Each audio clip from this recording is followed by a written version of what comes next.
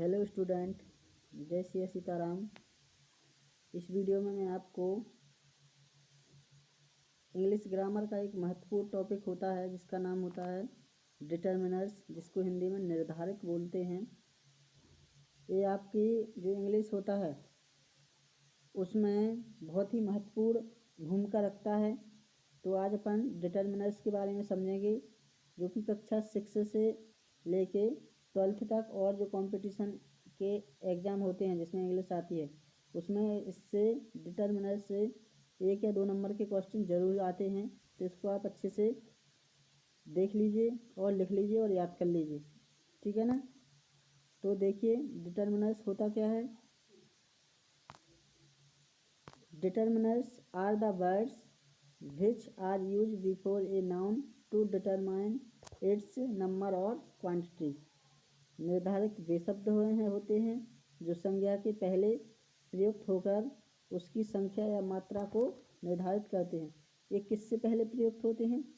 संज्ञा मतलब नाउन के पहले प्रयुक्त होंगे और उसकी संख्या या मात्रा को बताएंगे, ठीक है ना। ये किसके रूप में काम करते हैं? एडजेक्टिव के रूप में काम करते हैं क्या? डिटर्मिनर्स। अब अपन टाइप्स ऑफ डिटर्मिनर्स देखेंगे, तो इसकी डेफिनेशन आपको अच्छे से याद करनी है।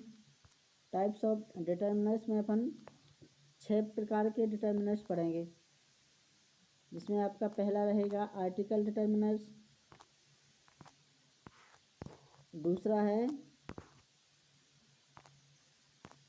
पजेसिव डिटर्मिनर्स, तीसरा है डेमोस्ट्रेटिव डिटर्मिनर्स, फोर्थ है डिस्ट्रीब्यूटिव डिटर्मिनर्स, फिफ्थ न्यूमरल और ऑर्डिनल डिटर्मिनर्स, सिक्स है क्वांटिफायर डिटर्मिनर्स, ठीक है ना। तो ये आपके डिटर्मिनर्स के क्या होते हैं?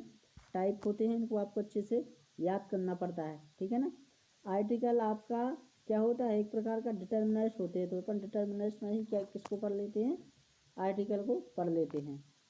डिटर्मिनर्स में जो पहला टाइप होता है वो होता है आर्टिकल। आर्टिकल के बारे में आपने पढ़ा ही होगा, ठीक है ना। आर्टिकल क्या होते हैं? अपने ए एन द। तो आर्टिकल को अपन 2 भाग में बांटते हैं। एक होता है इंडेफिनिट आर्टिकल जिसमें ए और एन आता है, एक होता है डेफिनिट आर्टिकल जिसमें क्या आता है? द आता है। ए का यूज आपको कहाँ करना है उसको आप अच्छे से समझ लीजिए।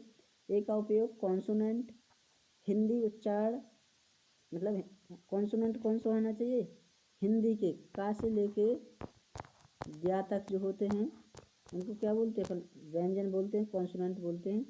तो ए का उपयोग अपन कॉन्सोनेंट उच्चारण से शुरू होने वाले सिंगुलर काउंटेबल नाउन के पहले करते हैं, ठीक है ना। मतलब यदि का से लेके ज्ञा तक सिंगुलर काउंटेबल नाउन है तो उससे पहले क्या करेंगे? अपन ए यूज करेंगे। जैसे देखो गर्ल, गर्ल में क्या आ रहा है? अपना गा आ रहा है, का से ज्ञा के बीच में, इसलिए इसके पहले क्या आ गया? ये आ गया।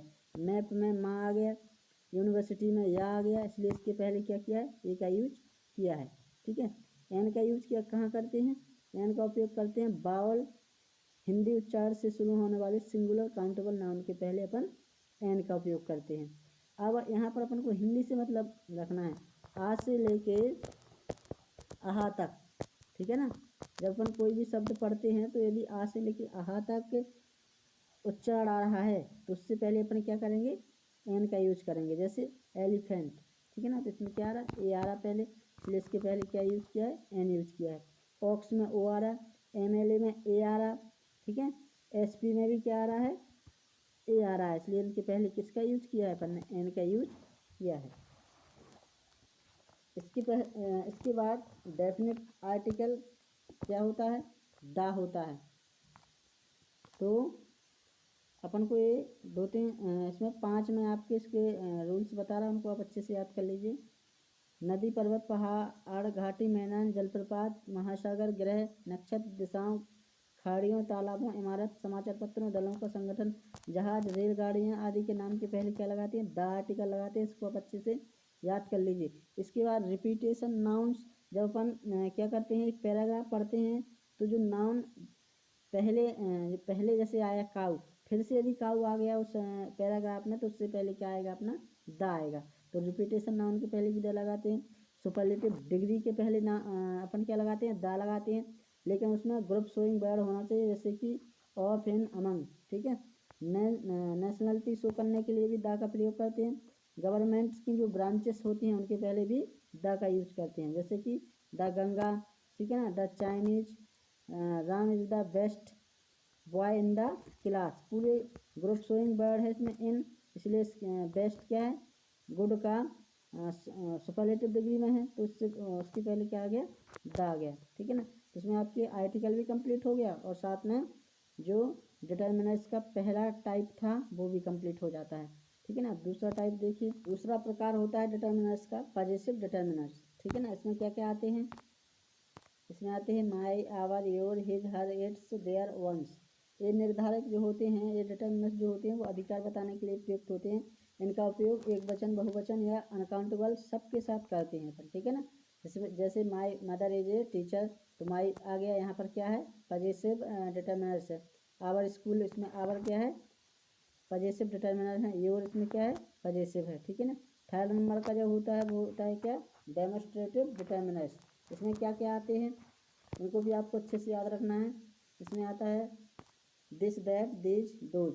दिस दैट इनका प्रयोग सिंगुलर नाउन में किया जाता है, ठीक है। दिस का प्रयोग होता है पास की वस्तुओं के लिए और दैट का प्रयोग होता है दूर की वस्तुओं के लिए, ठीक है ना। इसी प्रकार दिस, दोज होता है, इनका प्रयोग किया जाता है प्लूरल के नाउन के पहले किया जाता है। दिस का प्रयोग होता है पास की वस्तुओं के लिए और दोज का प्रयोग होता है दूर की वस्तुओं के लिए, ठीक है ना। इनका याद रखना, दिस दैट सिंगुलर नाउन के साथ होगा और दीज और दोज होगा जो प्लूरल नाउन के साथ होगा, ठीक। से this man is a very, this man is a poor villager, ठीक है, एक ही है यहाँ पर और पास नहीं है।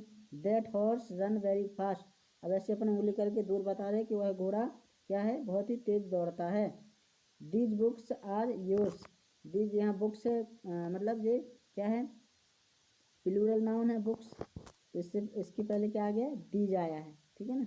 और नेक्स्ट जो टाइप डिस्ट्रीब्यूटिव डिटर्मिनर्स, इसमें क्या क्या होते हैं, each, every, either and neither. Each का प्रयोग किया जाता है अलग अलग के अर्थ में किया जाता है, मतलब इंडिविजुअल में होता है किसका, ईच का प्रयोग। जैसे each student has giving the marksheet, प्रत्येक बच्चे को मार्कशीट दे दी गई है अलग अलग तरीके से। और एवरी का प्रयोग होता है अलग अलग के अर्थ में ना होकर मतलब होल या ग्रुप के सेंस में किसका प्रयोग होता है, एवरी का प्रयोग होता है। Every book was on the table, सभी प्रकार की जो बुकें हैं वो कहाँ पर हैं, टेबल पर रखी हुई हैं, ठीक है ना। इसके बाद ईच और एवरी का यूज प्रत्येक या हर एक के अर्थ में सिंगुलर काउंटेबल नाउन के पहले अपन करते हैं, इसको आपको अच्छे से समझना है और इनको अच्छे से एक बार लिखना भी है, ठीक है ना, अपने फेयर में लिखते जाएं। इसके बाद आइदर, आइदर का यूज होता है दो में से किसी एक के अर्थ में होता है। I have two books, you may have either, मेरे पास दो किताबें हैं, आप कोई एक ले सकते हो। यूज ऑफ नाइदर, नाइदर का यूज दोनों में से किसी एक के भी अर्थ में नहीं होता है, मतलब इसका जस्ट इसका अपोजिट होता है, तो एक के भी नहीं अर्थ में होता है। I have two pens but neither is working, मेरे पास दो पेन है लेकिन कोई भी पेन क्या नहीं कर रहा है, वर्क नहीं कर रहा है। इसके बाद डिटर्मिनर्स का जो फिफ्थ टाइप्स होता है वो होता है न्यूमरल या ऑर्डिनल डिटर्मिनर, ठीक है ना, जिसमें 1, 2, फर्स्ट, सेकंड, थर्ड आते हैं, तो ये बहुत ही सिंपल होता है। आई हैव टू पेन्स, तो इसमें टू क्या है, न्यूमरल है, ठीक है ना। फर्स्ट, सेकंड, थर्ड जब भी आता है तो एक क्या होता है, ऑर्डिनल या न्यूमरल डिटर्मिनर्स होता है। अब इसका जो लास्ट टाइप्स रहता है उसके बारे में देखिए। सबसे लास्ट होता है वो होता है क्वांटिफायर, 6 नंबर का, ठीक है ना। क्वांटिफायर वे शब्द जो किसी संज्ञा नाम की मात्रा या संख्या को दर्शाने के लिए यूज होते हैं। दूसरे शब्दों में कोई चीज़ कितनी है, जैसे कि थोड़ा बहुत, कुछ, सभी आदि के अर्थ आदि के लिए क्या होता है, क्वांटिफायर डिटर्मिनर्स होता है। इसमें कौन कौन से आते हैं, सम, एनी हो गया, मन में, मैनी मच हो गया, फ्यू लिटिल हो गए, ठीक है ना, ये सब हो गए। तो सबसे पहले अपन देखते हैं सम और एनी, इसमें से आपके पेपर में आते ही आते हैं 9 बी क्लास हो गया, 10वीं हो गया, 11वीं, 12वीं, उसमें तो ये 1 या 2 नंबर का इसमें से आपको जरूर देखने के लिए मिलता है फिल इन द ब्लैंक्स में। तो सम और एनी का देखिए, आपको सम का प्रयोग करना है अफर्मेटिव सेंटेंस में और एनी का प्रयोग होता है नेगेटिव और इंटरोगेटिव सेंटेंस में, इस बात का ध्यान रखना है, ठीक है ना। सम का अर्थ होता है कुछ, एनी का अर्थ होता है कोई। तो सम और एनी का प्रयोग करना है अफर्मेटिव सेंटेंस में और नेगेटिव और इंटरोगेटिव सेंटेंस में, इस बात का ध्यान रखना है, ठीक है ना। सम का अर्थ होता है कुछ, एनी का अर्थ होता है कोई। लेकिन इनके उपयोग में अंतर है। सम का उपयोग होता है अफर्मेटिव सेंटेंस में, जबकि एनी का उपयोग होता है नेगेटिव और इंटरोगेटिव सेंटेंस में। जैसे ही ब्रिंग्स सम फ्लावर, ये क्या है, अफर्मेटिव सेंटेंस है। Ram has not any pen, मतलब नॉट लगा है, या फिर इंटरोगेटिव है तो उसमें किसका होता है, एनी का होता है। इसके बाद मैनी मच, तो मैनी मच में आपको क्या करना है, मैनी का प्रयोग होता है काउंटेबल नाउन के पहले जिसको अपन गिन सकते हैं, और मच का प्रयोग होता है अनकाउंटेबल नाउन के पहले। दोनों का अर्थ होता है ज़्यादा या फिर अधिक या फिर बहुत। समझ में आया ना। तो मैनी का प्रयोग कहाँ, काउंटेबल नाउन के पहले, मच का प्रयोग अनकाउंटेबल नाउन के पहले। जैसे कि मिल्क हो गया, वाटर हो गया, ठीक है ना, इनके पहले अपन किसका यूज करेंगे, मच का करेंगे। He has many friends, many friends को अपन क्या कर सकते हैं, गिन सकते हैं, इसलिए क्या लगाया यहाँ पर, मैनी लगाया। वाटर को अपन गिन नहीं सकते हैं, इसलिए इसके पहले क्या लगा है, मच लगा है। इसी प्रकार फ्यू और लिटिल का होता है, इन दोनों का अर्थ होता है बहुत कम या फिर थोड़ा।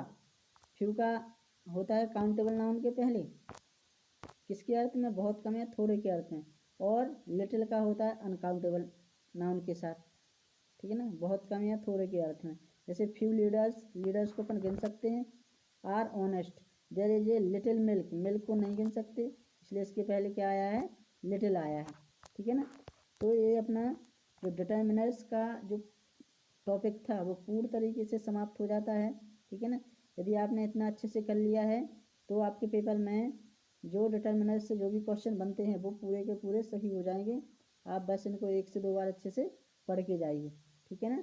तो फिर मिलते हैं नेक्स्ट वीडियो में। Thank you.